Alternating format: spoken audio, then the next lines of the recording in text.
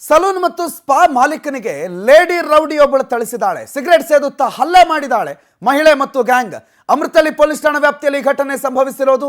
ಸಲೂನ್ನಲ್ಲಿ ಕೆಲಸ ಮಾಡ್ತಿದ್ದವರು ತಮ್ಮದೇ ಸ್ವಂತ ಸಲೂನ್ ಮಾಡಿಕೊಂಡ್ರು ಅನ್ನೋ ಕಾರಣಕ್ಕೆ ನೀನು ಮೋಸ ಮಾಡಿಬಿಟ್ಟಿದ್ಯಾ, ನಮ್ಮಲ್ಲಿ ಕೆಲಸ ಮಾಡಿಕೊಂಡು ಕೆಲಸ ಕಲಿತು ಹೊರಗಡೆ ಬಂದು ಹೊಸದು ಮಾಡ್ಕೊಂಡ್ಬಿಟ್ಟಿದ್ಯಾ, ಎಷ್ಟೇ ಧೈರ್ಯ ನಿಂಗೆ ಅಂತ ಲೇಡಿ ಡಾನ್ ಒಬ್ಳು ಮನಸ್ಸು ಇಚ್ಛೆ ಹಲ್ಲೆ ಮಾಡಿರುವ ಘಟನೆ ಅಮೃತಹಳ್ಳಿ ಪೊಲೀಸ್ ಠಾಣಾ ವ್ಯಾಪ್ತಿಯಲ್ಲಿ ವರದಿಯಾಗಿದೆ. ಸಲೂನ್ನಲ್ಲಿ ಹಲ್ಲೆ ಮಾಡಿ ಕಿಡ್ನಾಪ್ ಮಾಡಿರೋ ಆರೋಪ ಕೇಳಿಬಂದಿದೆ. ಕಿಡ್ನಾಪ್ ಮಾಡಿ ಸಂಜುಗೆ ಚಿತ್ರಹಿಂಸೆ ಕೊಟ್ಟಿದ್ದಾಳಂತೆ ಕಾವ್ಯ ಅನ್ನೋ ಮಹಿಳೆ.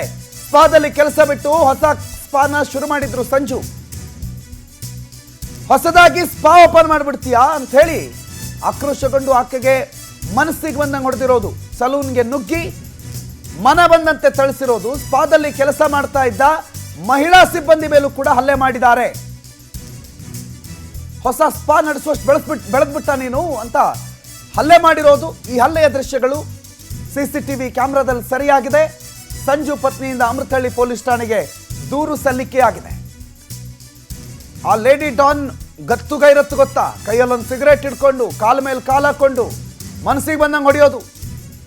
ಏನು ಕಳ್ಳತನ ಮಾಡಿರೋದಕ್ಕಲ್ಲ. ನೋಡಿ, ಗಮನಿಸ್ತಾ ಇದ್ರಿ ದೃಶ್ಯಗಳನ್ನ.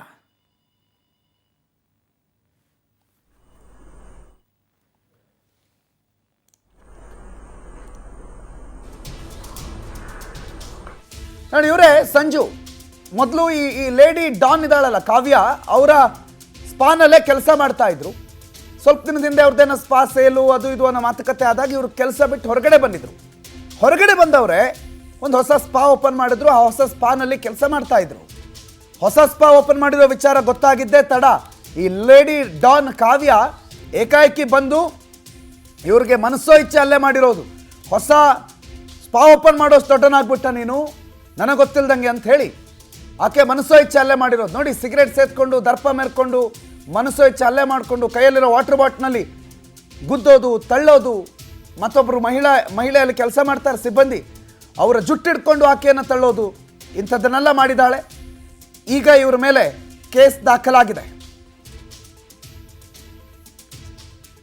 ಆದರೆ ಬೆಂಗಳೂರಿನಲ್ಲಿ ಕಾನೂನು ಸುವ್ಯವಸ್ಥೆಯಲ್ಲಿ ಎಲ್ಲಿಗೋಯ್ತು? ಇವ್ರಿಗೆ ಹಿಂಗೆಲ್ಲ ಆಗುತ್ತೆ, ಒಂದು CC ಕ್ಯಾಮ್ರಾ ಇದೆ, ಹೊಡೆದ್ರೆ ಗೊತ್ತಾಗುತ್ತೆ ಅನ್ನುವ ಮಿನಿಮಮ್ ಕಾಮನ್ ಸೆನ್ಸ್ ಇಲ್ಲದೆ ಆಗೋಯ್ತಾ? ಅಥವಾ ಇವರೆಲ್ಲ ಏನು ಮಾಡ್ತಾರೆ ನಮಗೆ ಅನ್ನುವಂಥ ಬಂಡ ಧೈರ್ಯ ಬಂದ್ಬಿಡ್ತಾ? ಹೆಣ್ಣೊಬ್ಬಳು ರೀತಿಯಲ್ಲಿ ಇರಬೇಕು. ಎಸ್, ನಿಮ್ಮ ಶೋಕಿ ನೀವು ಮತ್ತೊಂದು ಮಾಡ್ತಿರೋ ಫೈನ್, ಬಟ್ ಒಬ್ಬರಿಗೆ ಹಲ್ಲೆ ಮಾಡೋದು, ಡಾನ್ ರೀತಿ ವರ್ತನೆ ಮಾಡೋದು ಕಾನೂನಿನ ರೀತಿಯಲ್ಲಿ ಅದು ತಪ್ಪು. ಅದು ಒಬ್ಬ ಗಂಡಸಿನ ಮೇಲೆ ಹಲ್ಲೆ ಮಾಡಬೇಕಾದ್ರೆ ಸಾವಿರ ಸಲ ಯೋಚನೆ ಮಾಡ್ಕೋಬೇಕಲ್ಲ. ಸಾಧ್ಯತೆಗಳು ಮುಂದೆ ಏನು ಆಗುತ್ತೆ ಅನ್ನೋದ್ರ ಬಗ್ಗೆ ಯಾವುದೇ ಅರಿವೇ ಇಲ್ಲದೆ, ಕಲ್ಪನೆನೇ ಇಲ್ಲದೆ, ನನಗೆ ಶಕ್ತಿ ಇದೆ, ನಾನು ಡಾನ್ ಥರ ಆಡ್ತೀನಿ, ನಾನು ಟಾಮ್ ಬಾಯ್ ನಾನು ಅಂದ್ಕೊಂಡು ಹೊಡೆದು ಬಿಟ್ರೆ.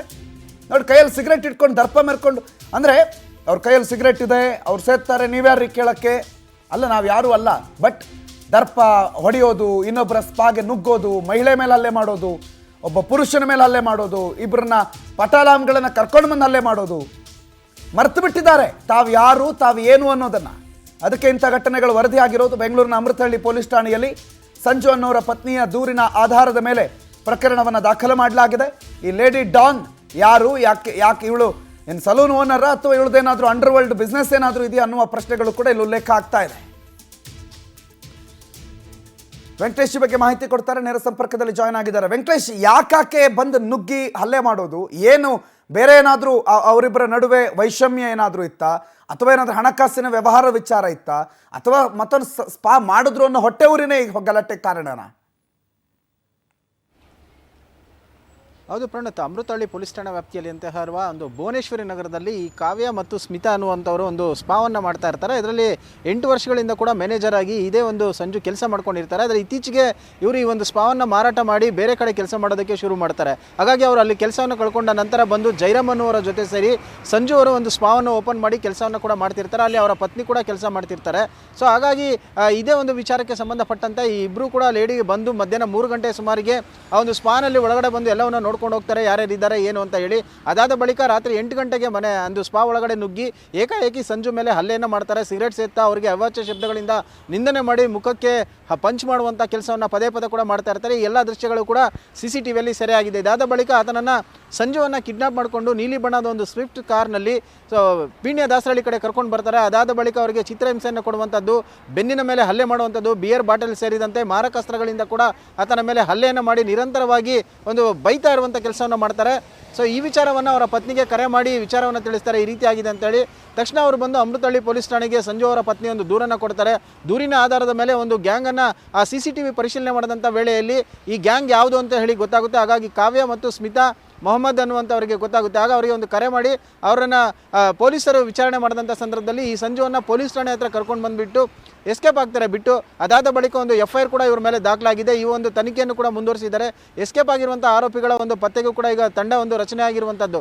ಅಂದರೆ ಇವರು ಸ್ಪಾವಲ್ಲಿ ಕೆಲಸ ಮಾಡ್ತಾ ಇರ್ತಾರೆ, ಅವ್ರನ್ನ ಬಿಟ್ಟು ಸಪ್ರೇಟಾಗಿ ಒಂದು ಸ್ಪಾವನ್ನು ಓಪನ್ ಮಾಡಿದ್ದೆ ಈ ಒಂದು ಕೃತ್ಯಕ್ಕೆ ಪ್ರಮುಖ ಕಾರಣ ಅಂತ ಹೇಳಿ ಗೊತ್ತಾಗ್ತಾ ಇದೆ. ಆದರೆ ಇವರ ಇಬ್ಬರ ಮಧ್ಯೆ ಹಣದ ವಿಚಾರವಾಗಿ ಏನಾದರೂ ಇತ್ತ ಅಥವಾ ಹಳೆ ವೈಷಮ್ಯ ಏನಾದರೂ ಕಾರಣವಾಗಿದೆಯಾ, ಇವರು ಮಾಡ್ತಾ ಇದ್ದಂಥ ವ್ಯವಹಾರ ಎಲ್ಲವೂ ಕೂಡ ಸಂಜುಗೆ ಗೊತ್ತಿದ್ದು ಬೇರೆ ಒಬ್ಬರ ಬಳಿ ಏನಾದರೂ ವಿಚಾರವನ್ನು ಹೇಳ್ತಾರಾ ಅಥವಾ ಇಲ್ಲಿಗೆ ಬರ್ತಿದ್ದಂಥ ಕಸ್ಟಮರ್ಸ್ ಏನಿದ್ದಾರೆ ಎಲ್ಲರನ್ನೂ ಕೂಡ ಈ ಕಡೆ ಡೈವರ್ಟ್ ಮಾಡ್ತಿದ್ರ ಅನ್ನುವಂಥ ಕಾರಣಕ್ಕೆ ಏನಾದರೂ ಹಲ್ಲೆ ಮಾಡಿದ್ರ ಅನ್ನುವಂಥದ್ದು ಕೂಡ ಪೊಲೀಸರ ತನಿಖೆಯಿಂದ ತಿಳಿದು ಬರಬೇಕಾಗಿರುವಂಥದ್ದು. ಪ್ರಣತ್,